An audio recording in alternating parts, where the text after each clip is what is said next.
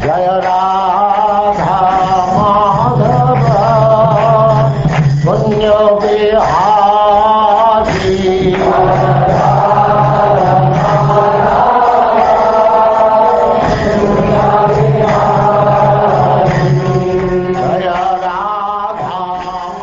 And now chapter 23.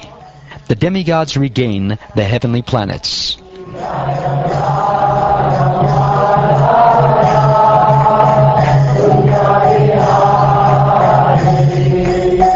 Gopi Jana Vallabha Girivaradha.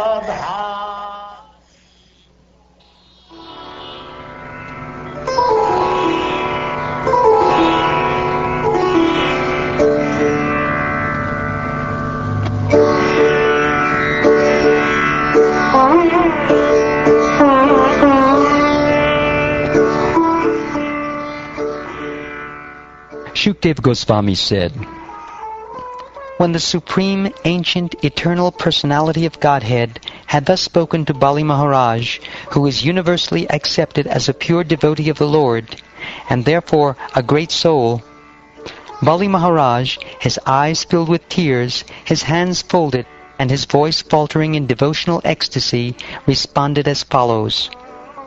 Bali Maharaj said, what a wonderful effect there is in even attempting to offer respectful obeisances to you.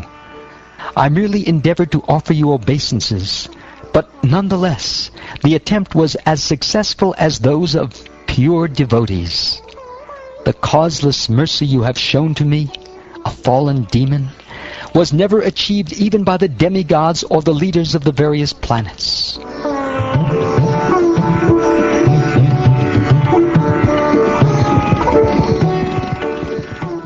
After speaking in this way, Bali Maharaj offered his obeisances first to the Supreme Personality of Godhead Hari, and then to Lord Brahma and Lord Shiva. Thus he was released from the bondage of the Naga Pasha, or the ropes of Varuna, and in full satisfaction he entered the planet known as Sutala. Thus, having delivered the proprietorship of the heavenly planets to Indra, and having fulfilled the desire of Aditi, mother of the demigods, the Supreme Personality of Godhead ruled the affairs of the universe. When Prahlad Maharaj heard how Bali Maharaj, his grandson and descendant, had been released from bondage and had achieved the benediction of the Lord, he spoke as follows in a tone of greatly ecstatic devotion. O Supreme Personality of Godhead, you are universally worshipped. Even Lord Brahma and Lord Shiva worship your lotus feet. Yet, although you are such a great personality, you have kindly promised to protect us, the demons.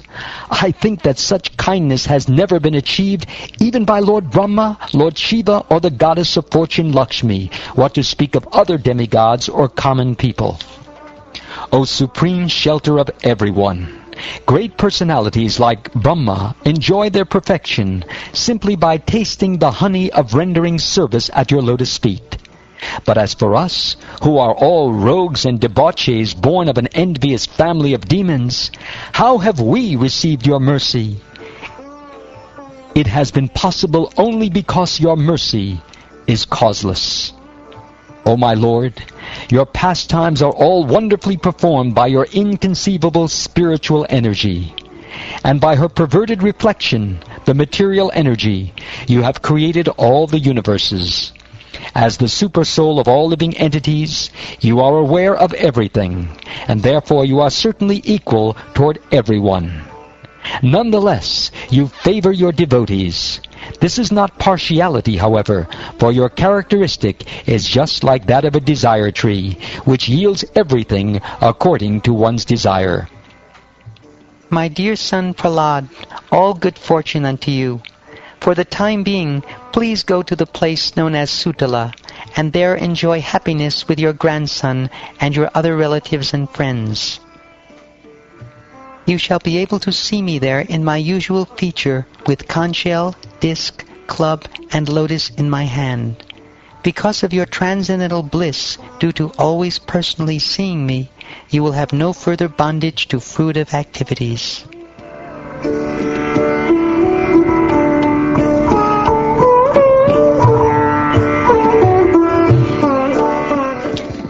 Accompanied by Bali Maharaj, my dear King Pariksit, Prahlad Maharaj, the master of all the chiefs of the demons, took the Supreme Lord's order on his head with folded hands. After saying yes to the Lord, circumambulating him and offering him respectful obeisances, he entered the lower planetary system known as Sutala.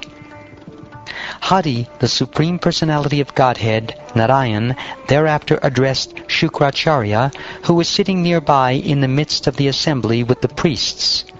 O Maharaj Pariksit, these priests were all Brahmavadis, followers of the Vedic principles for performing sacrifices. The Lord said, O best of the Brahmins, Shukracharya, please describe the fault or discrepancy in your disciple Bali Maharaj, who engaged in performing sacrifices. This fault will be nullified when judged in the presence of qualified Brahmins. My lord, you are the enjoyer and lawgiver in all performances of sacrifice, and you are the Yajna Purusha, the person to whom all sacrifices are offered.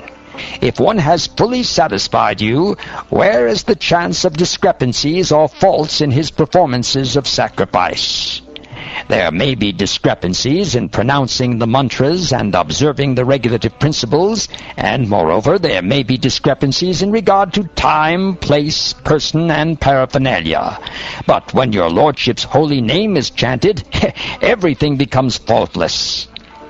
Lord Vishnu, I must nonetheless act in obedience to your order, because obeying your order is most auspicious and is the first duty of everyone.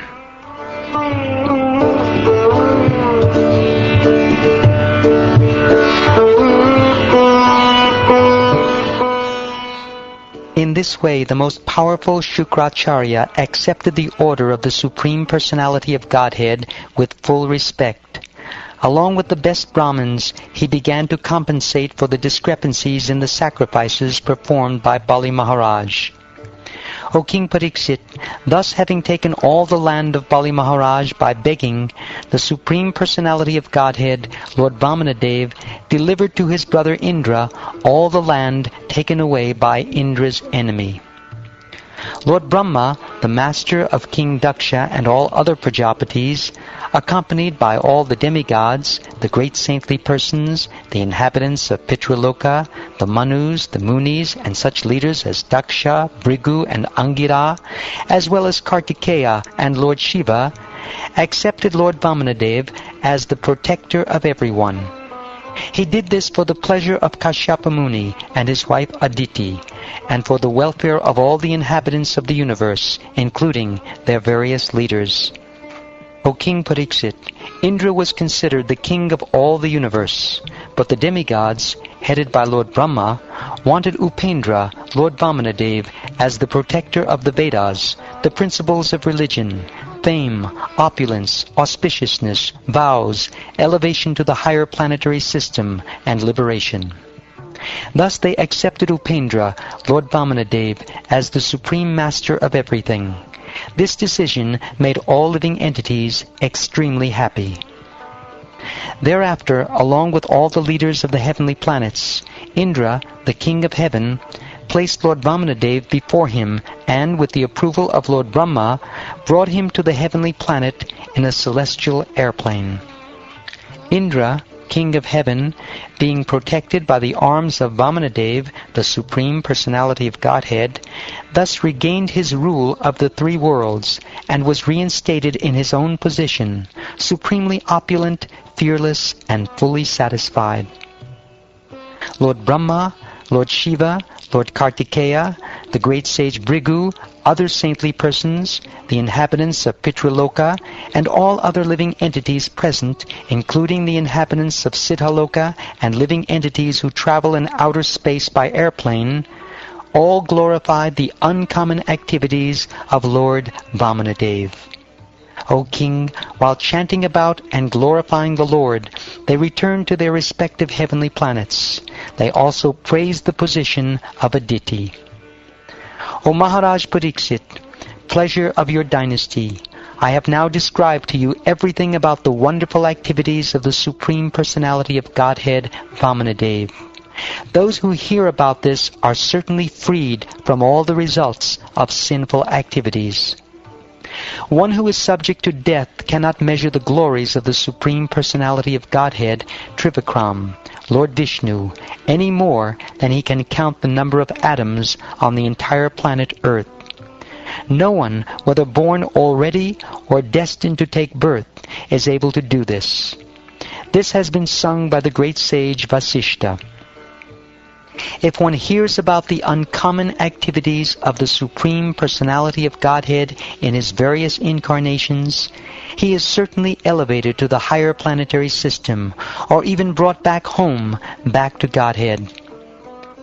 Whenever the activities of Vamanadev are described in the course of a ritualistic ceremony, whether the ceremony be performed to please the demigods, to please one's forefathers in Pitraloka, or to celebrate a social event like a marriage, that ceremony should be understood to be extremely auspicious.